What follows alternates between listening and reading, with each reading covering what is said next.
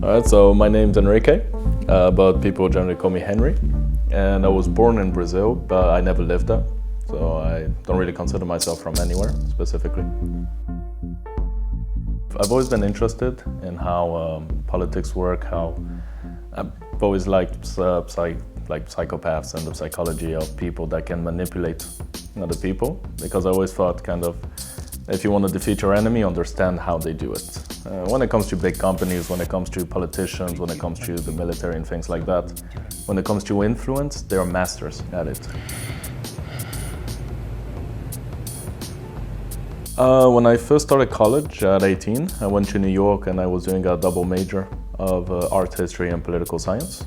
I spent there 2 years, and then I was missing Europe, pretty much. So I went back to Madrid and did another year of art history.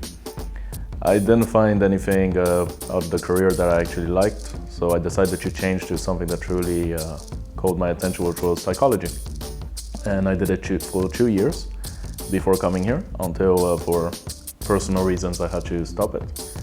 And when I had to leave college, I just decided that now was a good chance to follow my dream, which was always to do this sort of volunteering. But the thing is that I know that at some point I want to be very focused on helping people, but in another way. And this kind of experience really helps you kind of open up your mind and your heart, pretty much, towards how you can really help these people. Because if you do it from far away, you just don't really understand. When I was doing volunteering, I worked with older people, I worked with sub-Saharan Africans, I worked with children, I worked with homeless people. And you can think about the situation, what you can do. But once you're there, it changes your perspective completely. So if at some point of my life I really want to do something bigger, I need to do this now. So at least I can have the perspective, I can have the knowledge, and I can have the ability, or if someday I manage to reach a point where I can do something, that I can do it. Growing up, I've always had difficulty relating with other people. And mainly when, like there's one thing that you go to your institution and then you go back home. Another thing is when you have to constantly live with people. Like you wake up, there's people, you eat, there's people, you go to sleep, there's people. And for someone that always had trouble with people, it was difficult. Like I have good friends in Madrid, I have a loving family and all that, but those friends, I don't see them 24 hours. I'd see them in college, I see them at a bar, but I'd always have them in my corner, my little safe space. So for me, my fear was exactly that. Was coming here and knowing that I wouldn't have a safe space, technically. Like, I'd be constantly with other human beings around me. Responsible volunteering. My first impulse would have to be, don't volunteer if you don't want to.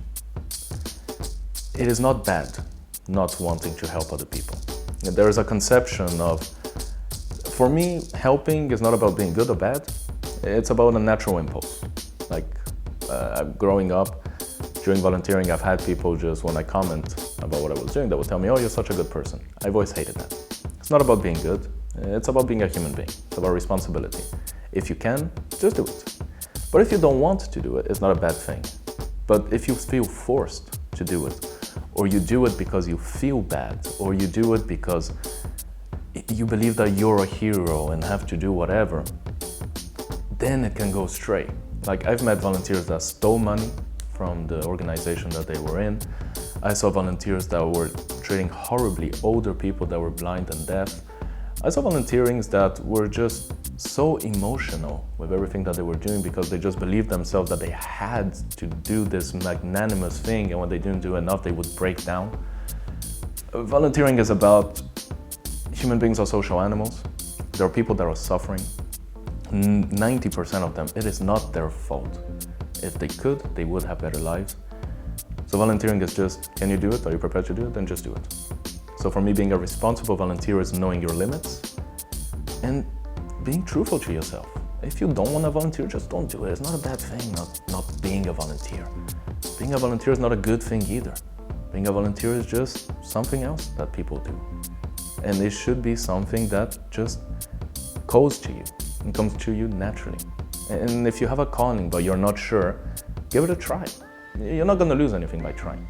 But if you don't feel like you want to do it, then just don't do it. We'd rather have less volunteers but that work triple than having much more volunteers than don't want to be there. Because in the end, they'll just slow down the process and slow down everything else. So for me, responsible volunteering would be that. Be truthful to yourself.